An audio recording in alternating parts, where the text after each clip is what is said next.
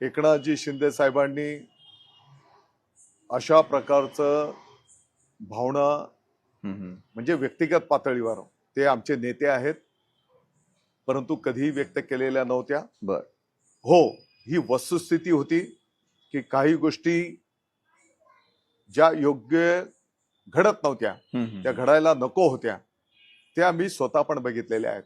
बर बिलकुल काही दुमत नाही. आणि एकनाथजी शिंदे साहेब ते सगळं सहन करून मार्गक्रमण करत होते. असं होऊ नये हे तर प्रत्येकाला वाटत होतं. आणि जेव्हा एखाद्या कुटुंबामध्ये काही घटनाक्रम असतात तर त्याच्यातनं चर्चा विनिमय करून दोन पाऊल पुढे पाठीमागं करून आपण मार्गक्रमण करतो ना. आणि हाच प्रयत्न आपण जर बघितला असेल की तेव्हा ज्या घडामोडी झाल्या, साधारणपणे 3-4 दिवस मी एकटा नाही, आमचे अनेक सहकारी त्याच्यामध्ये मंत्री होते, आमदार होते. आम्ही 4 दिवस ते समजवण्याचा प्रयत्न केला की हे आपला एक कुटुंब परिवार आहे. आणि ज्या दिवशी ही घटना झाली त्याच्या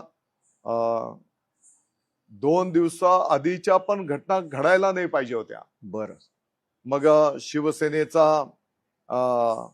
वर्धापन दिनाचा कार्यक्रम असेल, किंबहुना विधान परिषदेच्या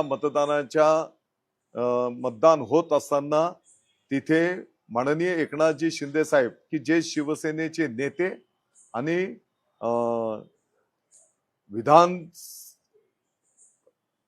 म्हणजे गटनेते पण, म्हणजे त्यांच्यावर जबाबदारी असताना पण ज्या पद्धतीची वागणूक त्यांना देण्यात आली, आम्ही सर्वजण साक्षीदार आहोत. त्याच्यात झाकून लपून काय, तसं व्हायला नाहीच पाहिजे.